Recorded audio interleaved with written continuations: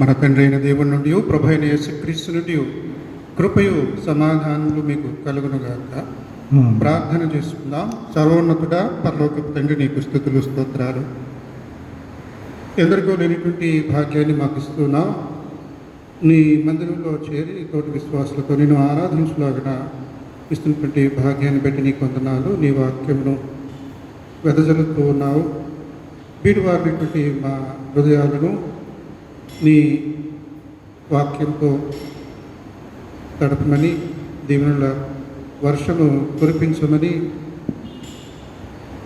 మేలైనటువంటి ఫలితాలు ఫలించులాగున నీ వాక్యంను మాలో ఫలింపజేసి ధన్యకరమైనటువంటి క్రైస్తవ విశ్వాస యాత్రను కొనసాగించులాగున ప్రోత్సహించమని క్రీస్తు నామమున నేను అడుగుచున్నాము తండ్రి. ఆమేన్. కూర్చుందాం.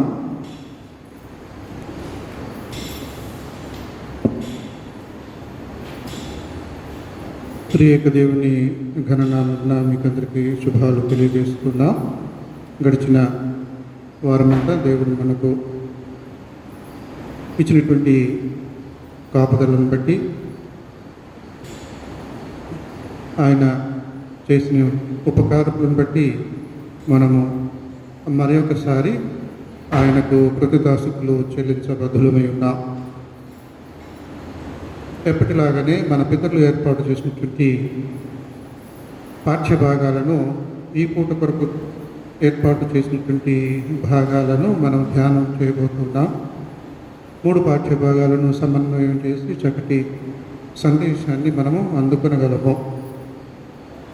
ముఖ్యంగా మత్తయి సువార్తలో ఉన్నటువంటి పాఠ్యభాగము, క్రీస్తు ప్రభువారు తన చుట్టూ చేరినటువంటి వారితో చెప్పినటువంటి కొన్ని మాటలను మనం చదువుకున్నాం.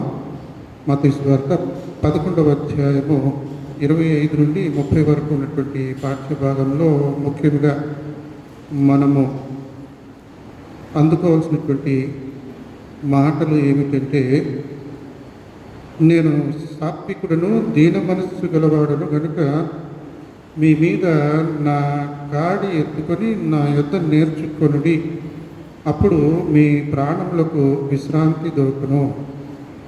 ఏలైనగా నా కాడి సులువుగాను నా భారము తేలికగాను ఉన్నవి.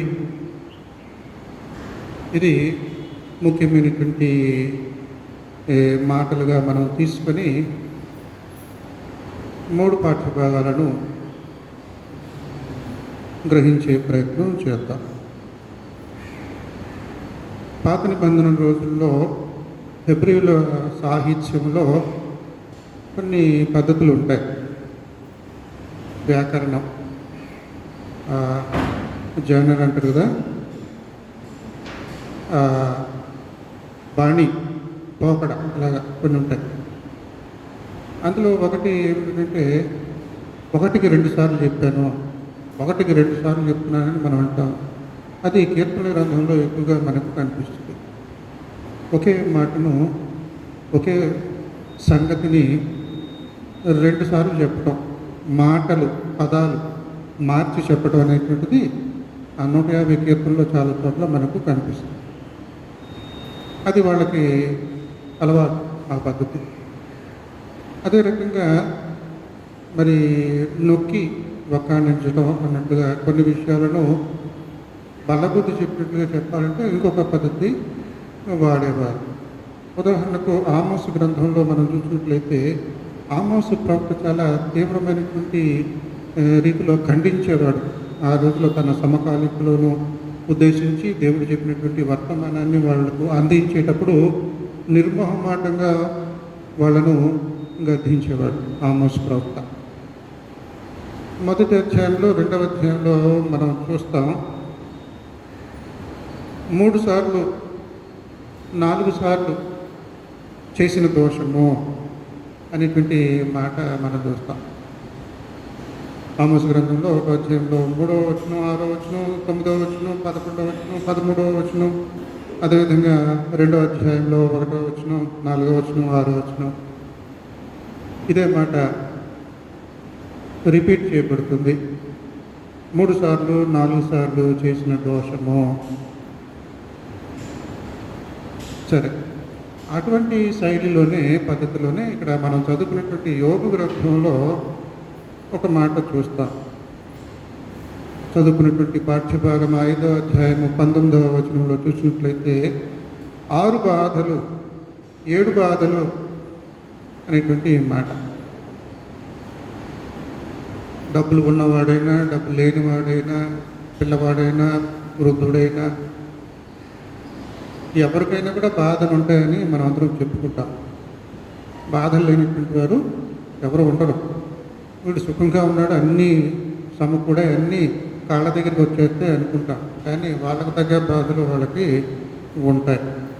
ఇక్కడ 6 బాధలు 7 బాధలు అనేటప్పుడు ఆ వివరం ఎలా ఉంటుందంటే, 6 బాధలు వచ్చినా నిన్ను విడిపించడం, ఆ 6 బాధల నుండి నీకు విడుదల వస్తుంది, ముక్తి వస్తుంది, విమోచన వస్తుంది.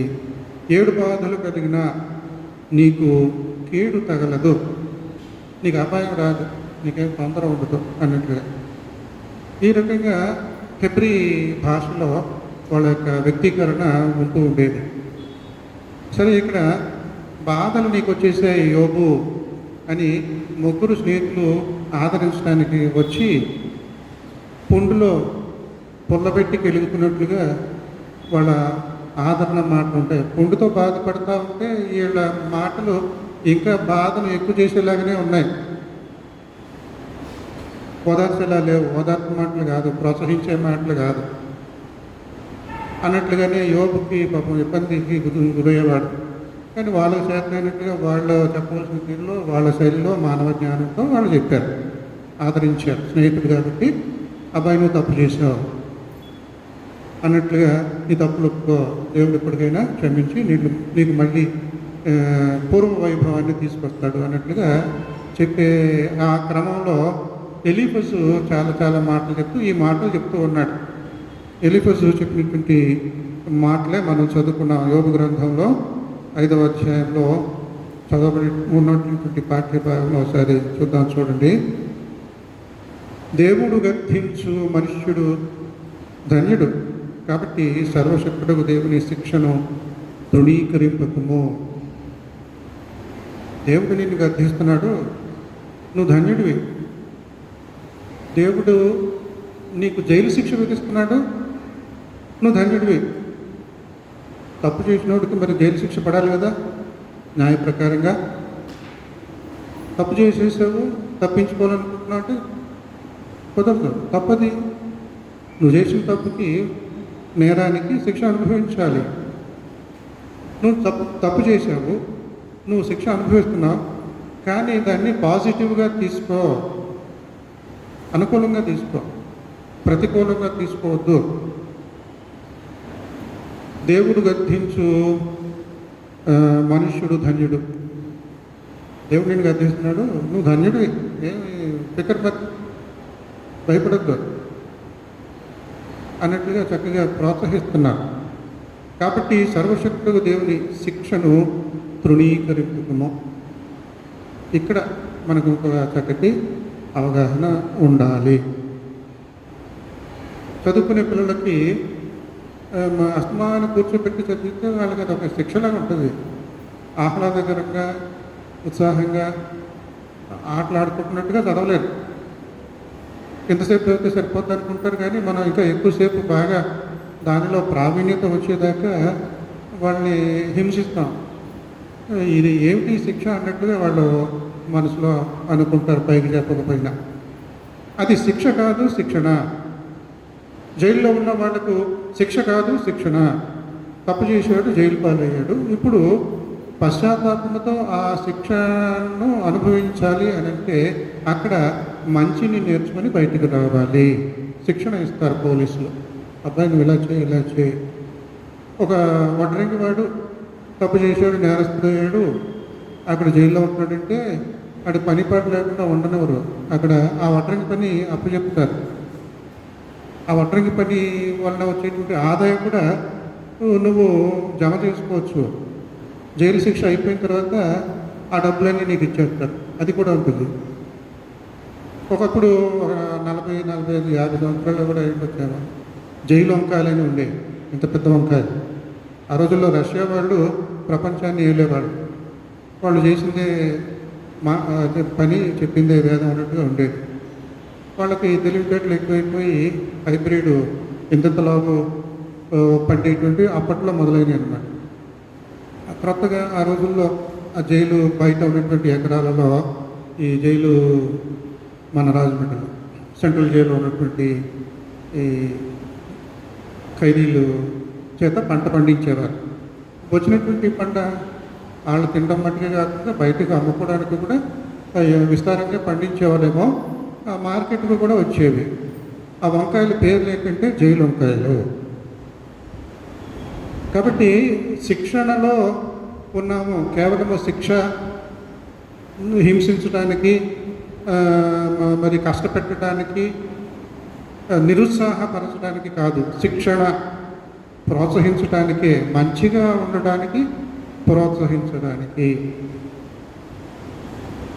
మొయ్యలేనటువంటి బరువు మోపేసి భారాన్నంత మీద పెట్టేసి ఇది నీకు శిక్షణ అని అంటే, అందుకనే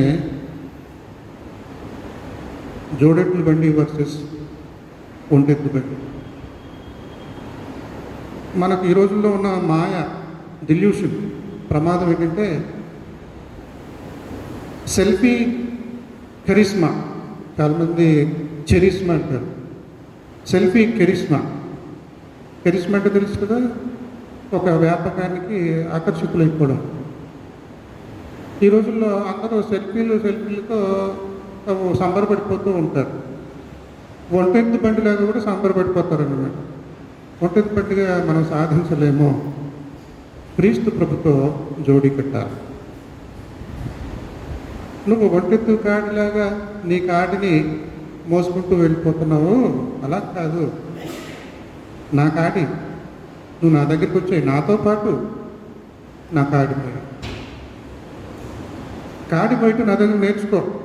ఆ మాటలు జాగ్రత్తగా మీరు ఎన్నిసార్లు చదువుకున్నారో లేదో తెలియదు, కానీ ఒకసారి చూడండి. మత్తయి సువార్త 5వ అధ్యాయంలో అక్కడ 29-30 వచనాల్లో మనం చూస్తాం. అక్కడ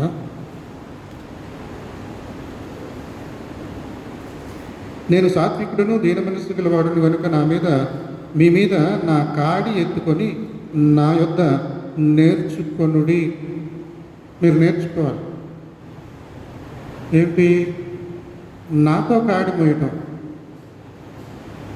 చిన్నతనంలో పల్లెటూళ్ళలో గమనిస్తూ ఉండేవాడిని. ఈ రోజుల్లో మరి అంతగా మనకు ఈ ఒంటెద్దు బళ్ళు, రెండెడ్ల బళ్ళు కనబడవు. పల్లెటూళ్ళలో అంటే పండిన ధాన్యం కానీ ఇంకొకటి కానీ రవాణా చేయడానికి ఈ ఎద్దుల బండ్లను వాడుతూ ఉండేవారు. పండిన ధాన్యం లేకపోతే ఇంకొకటి ఆ బండి మీద పెట్టి ఈ రెండెడ్ల బండిని నడుపుతూ ఉంటాడు రైతు. అది మోయలేనంత భారంతో ఒక్కొక్కసారి వాళ్ళు ఎక్కువ భారం వేసేస్తారు బండి మీద. అప్పుడు ఏమవుతుంది? రెండు ఎద్దులు ఒకే బలం కలిగి ఉంటాయని అనుకోము సాధారణంగా. ఒకదానికి ఎక్కువ బలం ఉంటుంది, ఇంకొక దానికి తక్కువ బలం ఉంటుంది. అవి ఓపిక ఉన్నంత వరకు నడుస్తూ ఉంటే అందులో ఒకటి మొండికేస్తుంది, చతికిలు పట్టిపోతుంది. రోడ్డు మీద అడ్డంగా అది కూర్చుండిపోతుంది. నిలబడినటువంటి స్థితి నుండి మెడ మీద కాడి ఉంటుంది, కానీ అది ఒకటి కూర్చుండిపోతుంది, ఇంకొకటి మామూలుగానే ఉంటుంది. ఇక దాన్ని కొట్టి ఎన్ని రకాలుగా చేసినా కూడా అది మొండికేస్తుంది, కదలదు, లేవదు. లేజీ హార్స్ అనేటువంటి ఇంగ్లీష్లో ఒక ఫ్రేజ్ ఉంటుంది. బద్ధకపు గుర్రం. బద్ధకపు గుర్రం ఏది సాధించలేదు. ఈ పరుగులు తీసేటువంటి గుర్రాలను మేపేటువంటి వారు, వాటి యజమానులు ఆ గుర్రపు పందాలలో ఎంతవరకు అవి సాహసిస్తాయో, ఉపయోగపడతాయో అంతవరకు వాటిని చాలా బ్రహ్మాండంగా గౌరవిస్తారు, పెంచుతారు, ఆలనా పాలనా చూసుకుంటారు. ఇక అవి శరీరంలో శక్తి ఉడికిపోయాక ఇంకా అవి లేజీగా తయారవుతాయి. అవి యాదృచ్ఛికంగా సహజంగా వాటి యొక్క స్థితిని బట్టి ఇంకా అవి చురుకుగా ఉండలేవు. చూస్తారు ఇక వాటిని అలాగే ప్రేమతో ఒక ప్రక్కన ఉంచి దాన్ని చచ్చిపోయే వరకు ఆల్నా పాలనా చూస్తారు అనుకోవడానికి వీల్లేదు. వాటిని షూట్ చేసి చంపేస్తారు. ఇది పద్ధతి దాదాపుగా. ఇప్పుడు మనము ఏదో ఒక కారణం చేత సాకుతో మన కాడి మనం మైకుండగానే నువ్వు సెల్ఫీకి అలవాటు ఇంక అసలు నీకు భవిష్యత్తే ఉండదు. యేసుక్రీస్తుతో జోడి కట్టాలి. ఒకవేళ యేసుక్రీస్తు జోడి కట్టిన నీ శక్తి సామర్థ్యాలు పరిమితము యేసుక్రీస్తుతో పోల్చుకుంటే చతికిలు పడిపోతావు, లేజీ హార్స్ లాగా ఉంటావు. కనుక నీకు తప్పనిసరిగా నా అవసరం ఉన్నది అని క్రీస్తు ప్రభు వారు ఇక్కడ తెలియజేస్తా ఉన్నాడు. దానికంటే ముందుగా చెప్పినటువంటి మాటలు కూడా మనం పరిగణలోనికి తీసుకోవాలి. 25వ వచనంలో, తండ్రి, ఆకాశమునకును భూమికిని ప్రభువా, నీవు జ్ఞానులకును వివేకులకును ఈ సంగతులను మరుగు చేసి పసిపాలులకు బయలుపరుచున్నావని నిన్ను స్తుతించుచున్నాను. పెద్ద పెద్ద మేధావులు వాళ్ళు వీళ్ళే బైబిల్ని అర్థం చేసుకోవాలి, సర్వసత్యాన్ని తెలుసుకోవాలి, అది ఇది అంటే మంచి జ్ఞానం ఉండాలి, వివేకం ఉండాలి అని సాధారణంగా మనం అనుకుంటాం. ఈ మధ్య మతోన్మాదులు వాళ్ళు వీళ్ళు వెర్రివేత్తలు వెర్రితలలు వేస్తూ రకరకాలుగా వాళ్ళకు ఉన్నటువంటి తెలివితేటలు అన్నట్లుగా మూర్ఖత్వం అది ప్రదర్శిస్తూ గలిబిలి చేసి పాడేస్తున్నారు. ఒక మతం వాళ్ళు ఇంకొక మతాన్ని ఇంకొక ఆంధ్ర క్రైస్తవులు కూడా. అంత మాత్రమే కాదు, ఒకళ్ళొకళ్ళు ఒక భాషకి ఇంకొక భాషకి ఇంకొకటి తిట్టుకోవడాలు సరిపోతారు. ఈ రకంగా వాళ్ళ ఉన్నటువంటి జ్ఞానాన్ని వెరితలు వేసేలా చేస్తూ ఉన్నారు. కానీ దేవుడు ఎవరి జ్ఞానాన్ని ఇక్కడ ఇష్టపడుతూ ఉన్నాడంటే పసిబాలుర జ్ఞానులకు అని ఇక్కడ నీవు జ్ఞానులకును వివేకులకు ఈ సంగతులు మరుగు చేసి పసిపాలులకు బయలుపరుస్తుంది. యేసుక్రీస్తు ఎవరు? రబ్బీ అంటే ట్రైనింగ్ అయినటువంటి బోధకుడు. ఆ రోజుల్లో క్రీస్తు ప్రభువాన్ని పక్కన పెట్టండి, మిగతా వాళ్ళందరూ కూడా ట్రైనింగ్ ఎక్కడ పొందేవారంటే కుమ్రాన్ అనేటువంటి గురుకులంలో యోర్దాను నదికి అద్దరిని గలిలయ సముద్రానికి దరిదాపుల్లో దగ్గర ప్రాంతంలో కుమరాన్ అనేటువంటి ప్రాంతంలో సన్యాసుల మఠం ఉండేది, గురుకులం ఉండేది. అక్కడ యూదమత రబ్బీలు ఇలాంటి వాళ్ళందరూ కూడా తర్ఫీదు పొందేవారు. వాళ్ళు జ్ఞానవంతులు,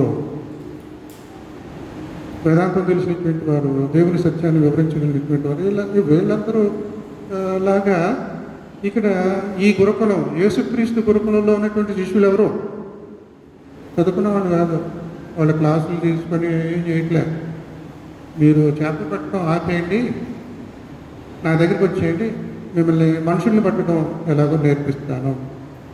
చేపలు పట్టడం ఆపేయండి, మనుషులు పట్టగలరు మీరు అని ఆ రకంగా చేపలు పట్టే వాళ్ళని తీసుకున్నాడు తన శిష్యులుగా. పూర్వదినాల్లో విధమితంగా లేకపోతే నియమ నిబంధనలు పాటించేదో అన్నట్లుగా మన దేశంలో కానీ అక్కడ కానీ యూదుల సాంప్రదాయాలు కానీ చూసినట్లయితే ఒక వయసు సుమారు 7 సంవత్సరాల వయసు వచ్చినప్పుడు మన ఇక్కడ బ్రాహ్మణ సమాజంలో బాలులకు ఉపనయనం జంధ్యం వేసి వేద పాఠశాలకు పంపిస్తారు, గురుకులానికి పంపిస్తారు. గురుకులంలో వాళ్ళు నేర్చుకోవాల్సినంత నేర్చుకొని ఆ తర్వాత బయటకు వచ్చి, అంటే బ్యాచిలర్స్ డిగ్రీ, బ్యాచిలర్ అంటే బ్రహ్మచర్యం కదా, బ్యాచిలర్ అంటే బ్రహ్మచారి. ఆ బ్రహ్మచర్యం అంటే దేవుడిని చుట్టూ తిరగటం అనమాట. దేవుడి గురించి తెలుసుకొని అన్నీ తెలుసుకున్నాక వచ్చేస్తారు. వచ్చి మళ్ళీ గృహస్థ ఆశ్రమంలో దిగుతారు, అంటే పెళ్లి చేసుకుంటారు. పెళ్లికి ముందు చదివే చదువు బ్యాచిలర్స్ డిగ్రీ, బ్రహ్మచర్యం అలా ఉండేదన్నమాట. ఇక్కడ కూడా ఈ కుమరాన్ అనేటువంటి ప్రాంతంలో ఆయా చోట్లలో శిక్షణ ఉండేది. గమలీయేలు దగ్గర పౌలు కూడా ఆ రకంగానే నేర్చుకున్నాడు. సరే, బాగుంది. ఇప్పుడు అటువంటి గురుకులంలా లేదు. క్రీస్తు ప్రభు వారికి ఒక ఆశ్రమం లేదు, ఒక స్థిర నివాసం లేదు. కదిలేటువంటి గురువుగా ఉన్నాడు, ప్రయాణించేటువంటి గురువుగా ఉన్నాడు. తన కూడా తిప్పుకుంటూ ప్రాక్టికల్గా సోక్రటీస్ లాగా. మిగిలిన వేదాంతులు అందరూ కూడా మేధావులు పుస్తకాలతోనూ నాలుగు గోడల మధ్య ఉన్నటువంటి క్లాస్ రూమ్కు పరిమితం అవుతారు. సోక్రటీస్ అలా కాదు. సోక్రటీస్ ఏం తెలియకుండానే కనపడతాడు జనాలకి. మామూలు వ్యక్తిగా మార్కెట్లోకి వెళ్ళిపోతాడు, వాళ్ళతో కబుర్లు చెప్తూ ఉంటూ ఉంటాడు. సరే, గురుగారు కాబట్టి ఆ టైంకి మళ్ళీ శిష్యులు వచ్చే టైంకి ఇంటికి వచ్చేస్తాడు. ఇంట్లో పాఠాలు చెప్తా ఉంటాడు. అతని శిష్యులు మహామేధావులు ఉన్నారు. ప్లేటో శిష్యుడు అరిస్టాటిల్, ఈ రకంగా.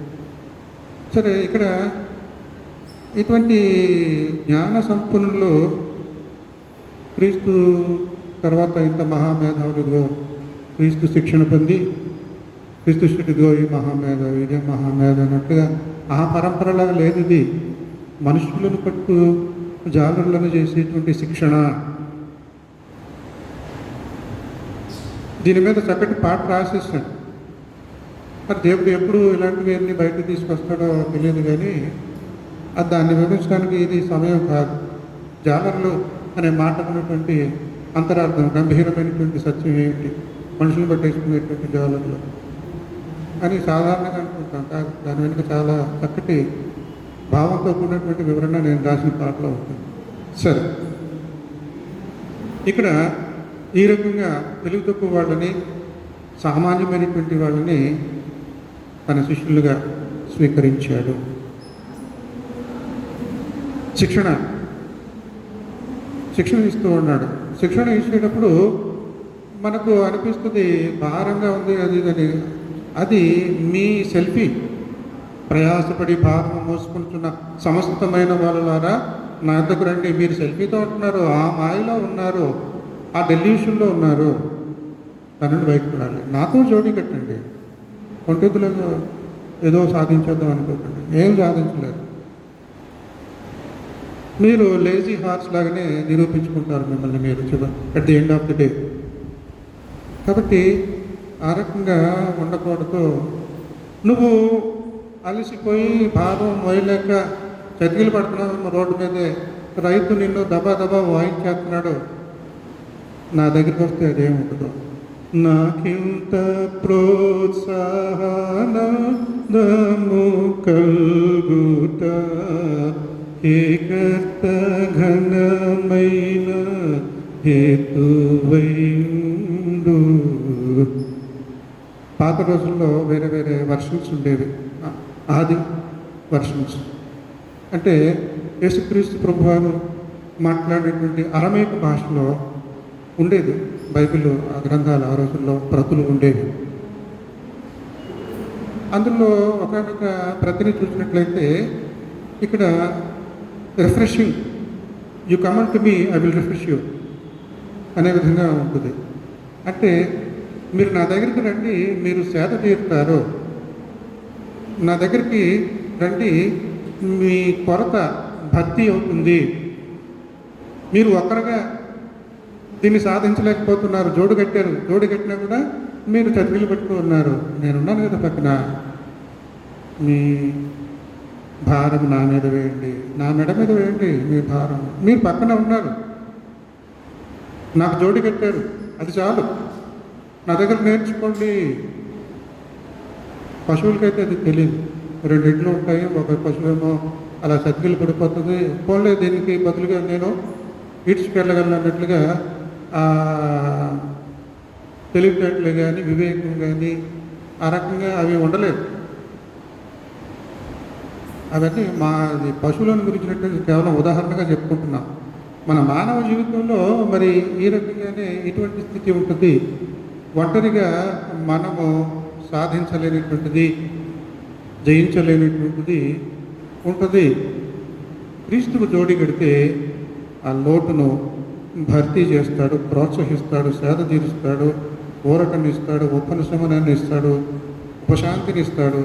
మనం సేద తీరుతాం.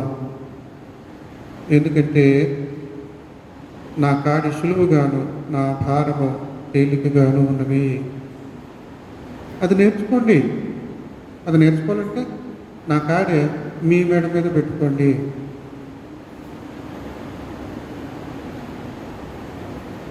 మీ మీద నా కాడి ఎత్తుకొని నా యొద్ద నేర్చుకొనుడి.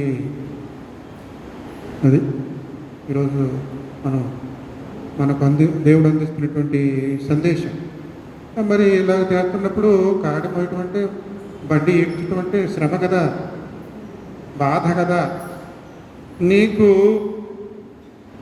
6 బాధలు కలిగిన 7 బాధలు కలిగిన 6 బాధల వల్ల నిన్ను చుట్టుముట్టిన నిన్ను విడిపించే దేవుడు ఉన్నాడు. దేవుడు గద్దించు, మనుష్యుడు ధన్యుడు.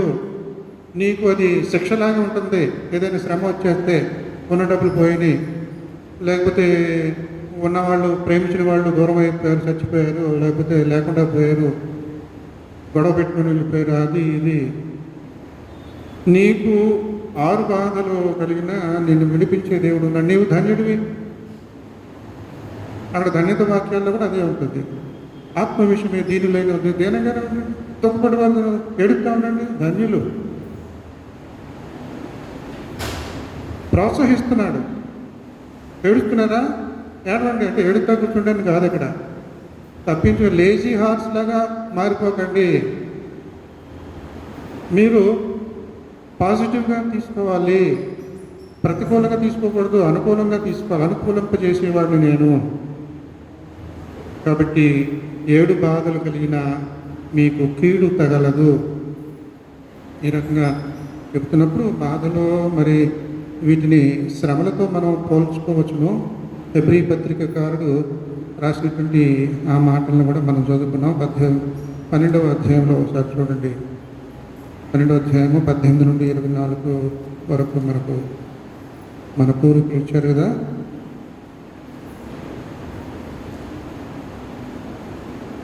ఏమిటి మీరు, ఎందుకు అసలు ఏమై ఉన్నారు, మీరు ఏమనుకుంటున్నారు మిమ్మల్ని గురించి, మీరు దేనికోసం వచ్చారు?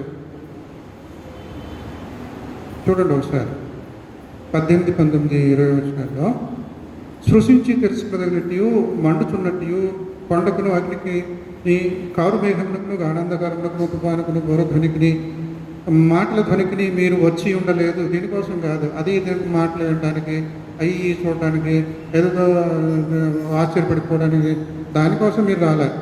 ఒక జంతువును ఆ కొండను తాకి నీటలా రాళ్లతో కొట్టపడవలని ఆజ్ఞాపించిన మాటకు వారు తాళలేక ఆ ధ్వని వినిన వారు మరి ఏ మాట తమతో చెప్పవలదని బతిమాలుకున్నది. అక్కడ మోసే దినాలలో ఉన్నటువంటి ఆ భయంకరమైనటువంటి పరిస్థితి, కొండ సగం దాకా మాత్రమే వీళ్ళు ఎక్కగలరు సామాన్యమైనటువంటి భక్తులు. వీళ్ళు మోసేని కలుసుకోవాలంటే మోసే కొండ సగం వరకు దిగాలి. పూర్తిగా ఎక్కేసి చక్కగా మనతో ఒకరికొకరు మనం ముచ్చటించినట్టుగా వెళ్ళడానికి వీల్లేదు. భయంకరమైనటువంటి వాతావరణం అక్కడ, భయంకరమైనటువంటి ధ్వని. కాబట్టి అలాంటి దాని దగ్గరికి మీరు రాలేదు సమా ఓ క్రైస్తవులారా. హెబ్రీ పత్రికకారుడు సాంప్రదాయం ఏంటంటే పౌలే రాశాడు అంటారు. ఎవరు రాసినా కానీ హెబ్రీ పత్రికకారుడు అని మనం చెప్పుకుందాం. ఇక్కడ పత్రికకారుడు చెప్తున్నాడు, ఆ దానికోసం మీరు రాలేదు. వారు తాళలేక అది లేక మాకు బతిమాలుకున్నారు, వాళ్ళు మాతో అది పెట్టుకోకండి. మరియు ఆ దర్శనం ఎంతో భయంకరంగా ఉన్నందున మోషే, నేను మిక్కిలి భయపడి వణుకుచున్నాను నేను. ఇక మోషే ఆ రకంగా తన ఫీలింగ్స్ కూడా చెప్పాడు. అయితే ఇప్పుడైతే, అది గత ఇప్పుడైతే సియోనును కొండకును జీవముగల దేవుని పట్టణమునకును అనగా పరలోకపు యెరూషలేమునకును వేల కొలది దేవదూతల యొద్దకును పరలోకమందు వ్రాయబడిన జ్యేష్ఠుల సంఘమునకును వారి మహోత్సవమునకును అందరి న్యాయాధిపతి అయిన దేవుని యొద్దకును సంపూర్ణ సిద్ధి పొందిన నీతిమంతుల ఆత్మల యొద్దకును క్రొత్త నిబంధనకు మధ్యవర్తి అయిన యేసునొద్దకు హేబేలు కంటే మరి శ్రేష్టంగా పలుకు ప్రోక్షణ రక్తమునకు మీరు వచ్చి ఉన్నారు. ఎక్కడికి వచ్చారు మీరు? మీ సెల్ఫీ కాడి కాదు, యేసుక్రీస్తు కాడిని బయటకు వచ్చారు.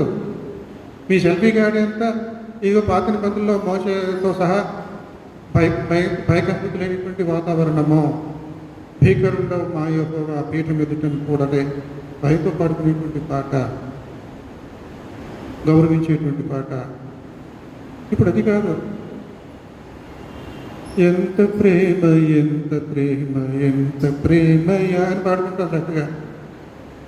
దేవుడు ఎంత ప్రేమే ఉన్నాడని చెప్పేసి. కాబట్టి ఇక్కడ దానికోసం రాలేదు, మీరు భయపెట్టుకోవడానికి కొండ దగ్గరికి పిలవాలి. ఇంకొక కొండ ఉంది ఇప్పుడు యెరూషలేము. ఇక్కడ మీకు ఊరట దొరుకుతుంది, ఇక్కడ క్రొత్త నిబంధన ఉంది. కాబట్టి యేసుక్రీస్తు రక్త ప్రోక్షణ చేసి ఉన్నాడు కదా ఈ యెరూషలేములో, ఆ కల్వరి గిరి పైన. అక్కడికి వచ్చారు మీరు. మీకు ఇక భయము బాధ ఉండదు. మీరు శిక్షణ పొందుతూ ఉన్నారు. అది శిక్ష కాదు, శిక్షణ నా యొక్కకు వచ్చి నేర్చుకుని. మీరు భయపడిపోవాల్సిన పని ఆ రోజు అయిపోయినాయి. మీరు జైలు పాలయ్యారు. మీరు చేసిన దోషానికి ఎక్కడ జైలు పాలవుతున్నారని భయపడ్డారు. ఇప్పుడు జైలు పాలయ్యారు. కానీ మిమ్మల్ని ప్రోత్సహించడానికి, మీకు ఊరటనివ్వడానికి, మీకు శిక్షణగా మీకు శిక్షణ ఇవ్వడానికి ప్రక్కనే క్రీస్తు ప్రభువు వారు ఉన్నారు. ఆ రకంగా ఇంత గంభీరమైనటువంటి అర్థం ఉన్నది దీని వెనుక. ఇంగ్లీష్లో కాడిని యోక్ అంటారు. జర్మన్ భాషలో కూడా అలాంటి మాటే ఉంటుందని చూశాను. యోక్ అనే మాట సంస్కృతానికి సంబంధించిన మాటలాగా కూడా యోగాభ్యాసము దేశ విదేశాలలో ఈ రోజుల్లో మరి ఈ శారీరకమైనటువంటి వ్యాయామము యోగా పద్ధతిలో చేయవచ్చు అనేటువంటి అదొక డిసిప్లిన్ అన్నమాట. మనము వ్యాయామాలు రకరకాలుగా చేయొచ్చు, అందులో ఇది ఒక పద్ధతి యోగా అనేటువంటిది అన్నట్లుగా ఉంటుంది. మన దేశంలో చూసినట్లయితే యోగా అంటే ఏమిటి అంటే ఆత్మను శరీరాన్ని ఒకటి చేసేటువంటి సాధన. కాబట్టి అది చేస్తూ ఉండాలి, దాని నుండి మనం దూరం అవ్వకూడదు. అదేవిధంగా మీరు వెళ్ళండి, అయ్యా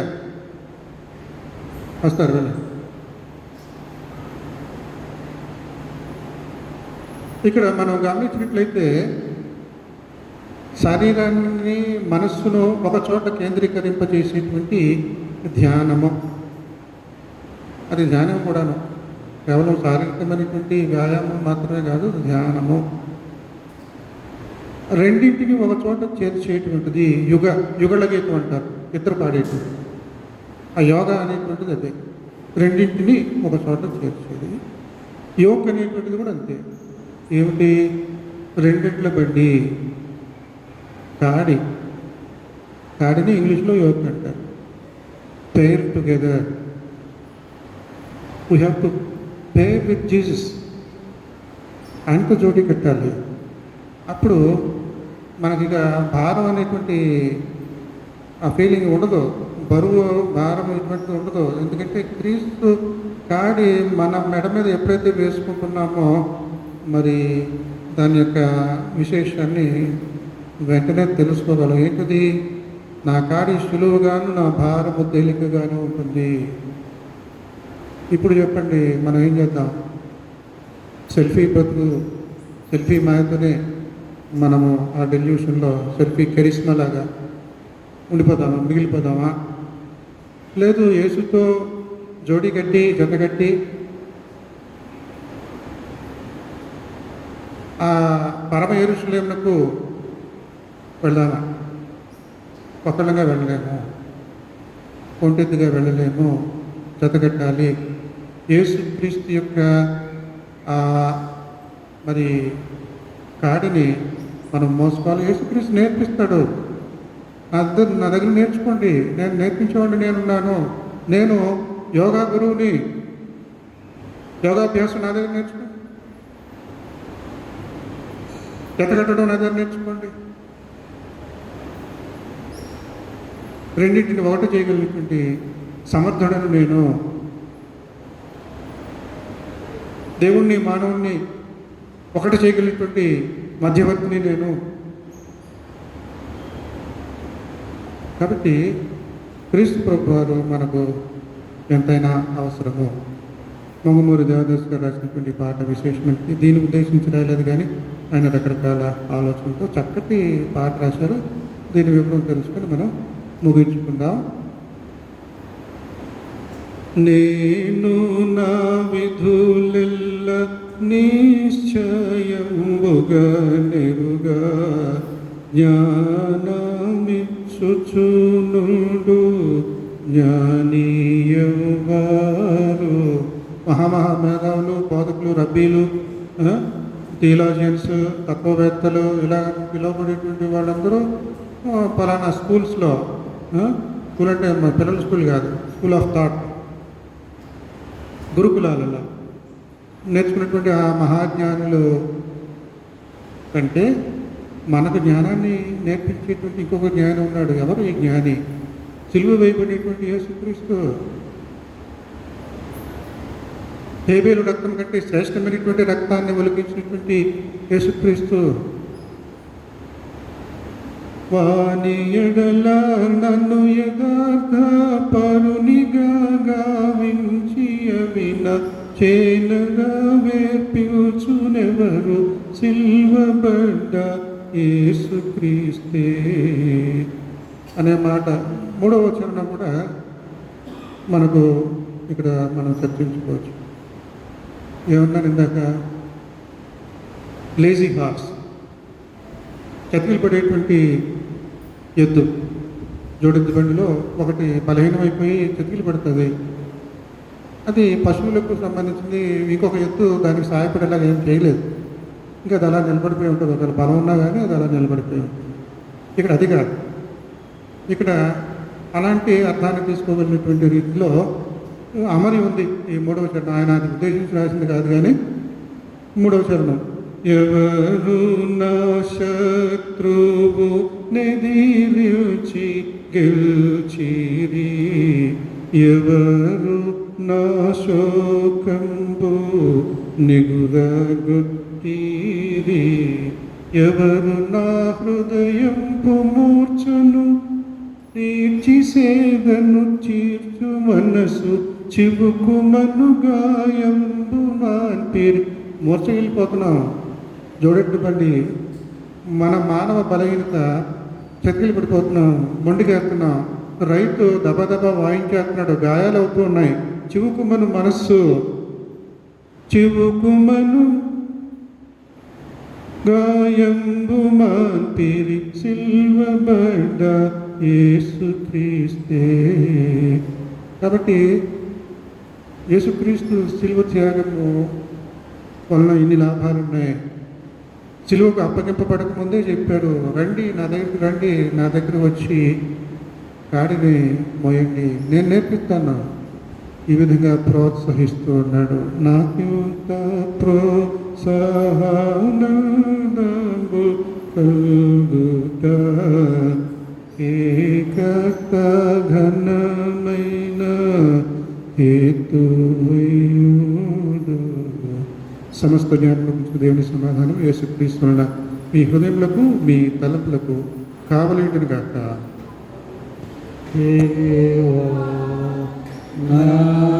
నాయందు